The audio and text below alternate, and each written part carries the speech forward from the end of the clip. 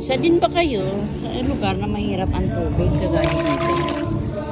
Dito ay isang isla na napakahirap sa tubig. Ayan. Mayroon kaming gripo pero galing sa dagat. Kumbaga, nagpakunik sila ng gripo galing sa dagat. Kaya hindi siya pwede panligo, pantutbrush o panghuling banlaw sa mga labada kasi nga maalat siya. Tapos hindi siya pansabon kasi nga hindi siya mabula.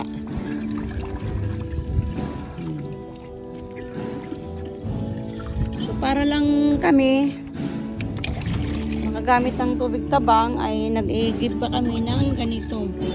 2 piso ang isang ganito at malay kalayuan. Yung mga boys namin ang siyang umiigib. So ngayon ay nagpakabit na sila kaya meron na kaming tubig. So hindi na kami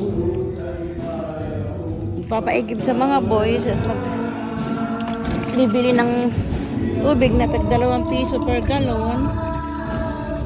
Dahil mayroon na ngayong araw na to ay mayroon na kapitan. Mahina pa nga lang kasi nagagawa lang. Bali pinupuno ko lang po, pupunuin ko to, tapos ipapabuhat ko sa mga boys papunta sa kwarto namin kasi nasa taas yung kwarto namin. Ayan, ayan. Madami talaga sa mga lugar na mahirap ang tubig, ano? Swerte na ang mga lugar na maraming tubig kagaya sa Maynila. Pero dito sa mga probinsya, lalo na sa mga isla, ay mahirap talaga yung tubig. Ayan, oh. Hindi siya napatak. Hirap ng tubig dito, guys. Ayan, pupunuin ko pa yan. Pero mukhang hindi ko pa mapupuno. So, yun lang, guys. Sana hindi kayo katulad dito. Yung lugar nyo na mahirap sa tubig. Sana ay masagana tayong lahat sa tubig.